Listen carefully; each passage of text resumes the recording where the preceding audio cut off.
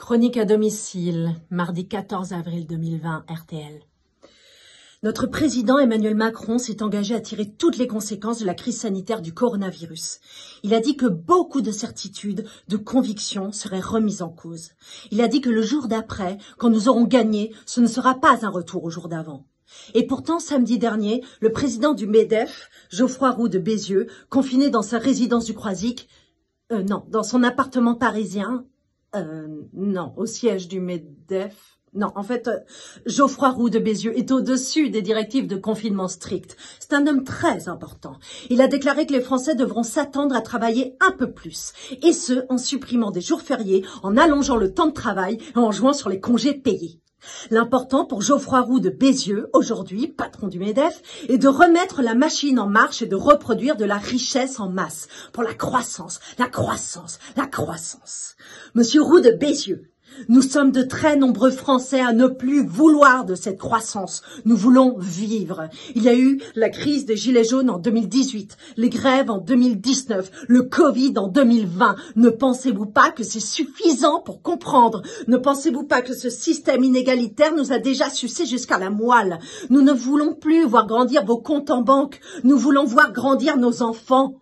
Nous voulons prendre soin de notre santé. Nous voulons continuer à nous entraider car ces dernières semaines nous apprennent que l'humain sera toujours plus important que ces richesses et cette croissance, monsieur Roux de Bézieux.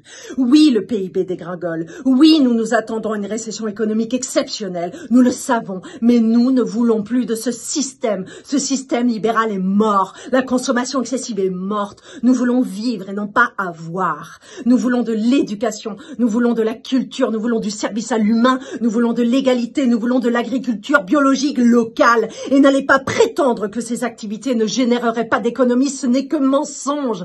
On sait très bien que personne n'hésitera à nous faire passer à la caisse, mais ne comptez pas sur nous pour nous réduire en esclavage et vous permettre de garder votre niveau de vie. Nous comptons nos morts. Ayez la décence de ne pas compter votre argent pendant que nos smicards, vous savez, ceux qui vivent avec moins de 2 000 € par mois, ceux qui travaillent dans les hôpitaux, nos éboueurs, nos facteurs, nos caissières, nos pompiers, nos journalistes, nos pigistes, nos régisseurs en radio et télé, nos soignants, nos travailleurs et plus majoritairement nos travailleuses qui mettent leur vie en danger dans cette crise sanitaire qu'aucun de vous, gens importants, politiques, dirigeants, n'avez anticipé. Et vous, au gouvernement, vous avez l'audace de nous demander d'envoyer nos enfants à l'école dès le 11 mai et vous nous demandez de mettre en danger nos familles et nos enseignants pour relancer l'économie.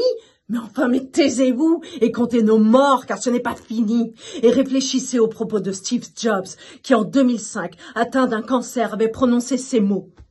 La mort est très probablement la meilleure invention de la vie. C'est l'agent du changement dans la vie. Elle efface l'ancien pour faire place au nouveau. Alors balayons l'ancien, balayons ce système et soyons résilients, mais vraiment résilients, et pas seulement pour l'effet d'annonce.